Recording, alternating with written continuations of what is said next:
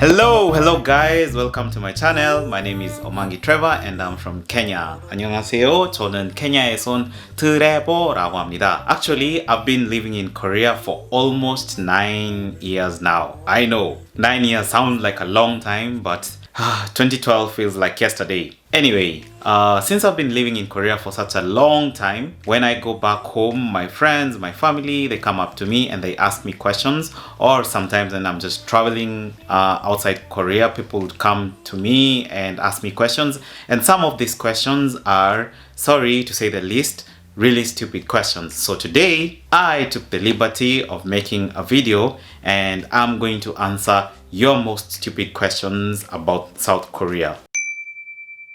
You said you're from South Korea. Do Koreans speak Chinese? I mean, come on. So South Koreans speak Korean.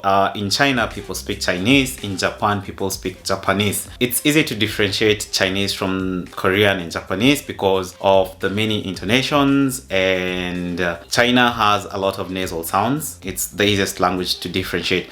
But then it's really hard to differentiate between Japanese and Korean, especially if you haven't been exposed to those two. But for a beginner, this is how I would like to explain it to them. In Korean language, there's something called 받침. It's something like the bottom consonant. For example, the English word level would be level in Korean. So bell would have L as the bottom consonant. But then if I was going to say exactly the same word in Japanese, it would be something like leberu. As I'm not good at Japanese, but like leberu, they don't have like a bottom consonant. Let me give you more examples. So for example, the weather is good. The same sentence would sound like this in Japanese. Ładna dziś pogoda. I'm kidding, that's not Japanese, that's Polish. But this is how it sounds in Japanese. 今日はいい天気ですね。 And then the same sentence would sound like this in Chinese. 今天天气真好。 Can you tell the difference? I don't know. Did I help? Second question. This question was asked by someone who's super intelligent. I didn't expect her to ask such a dumb question. But she was like, oh, Trevor, how far is South Korea from Asia? I'm like, what?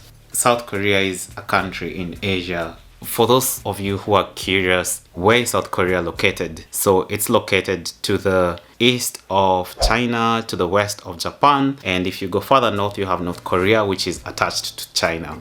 Yeah. For those of you who are wondering how long it takes for me to fly from Kenya to South Korea, of course it varies with transit time. Normally it takes from 18 to 24 hours depending on the transit time. For example, if I want to take Ethiopian Airlines, that I would fly to Addis Ababa, and from Addis Ababa to Seoul, it's like 10 hours. Third question. When I tell my friends I study in Korea, then they'll be like, do you study in North Korea or do you study in South Korea?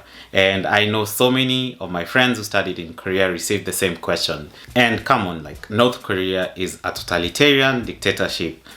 How about like I become the first black guy to graduate from Kim Il-sung University? It would be fun, right?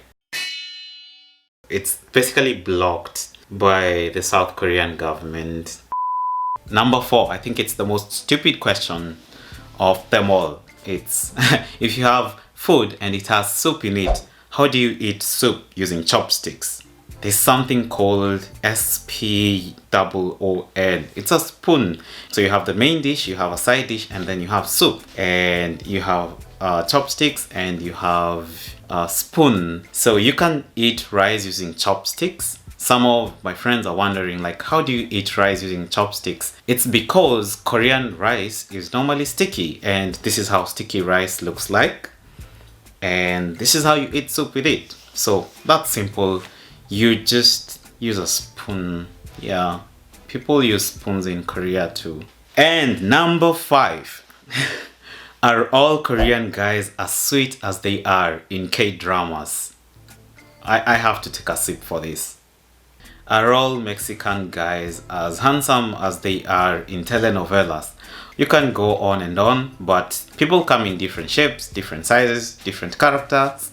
and different characteristics. It's the same thing with Korea. Even though they have like a strict preferred standard of beauty, which we'll talk about much later, but people come in different shapes and sizes.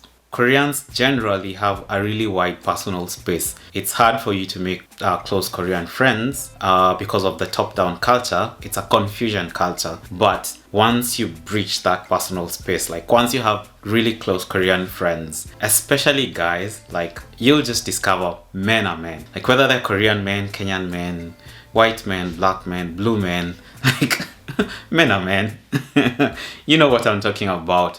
Thank you so much for watching. So today I just wanted to break the ice, and next week I'm going to talk about KGSP, Korean Government Scholarship Program, which is the scholarship that I got and then came to Korea. Anyway, until then, bye, peace, stay safe, stay protected, like wear a mask, you know, that's what I mean. Like bye, thank you.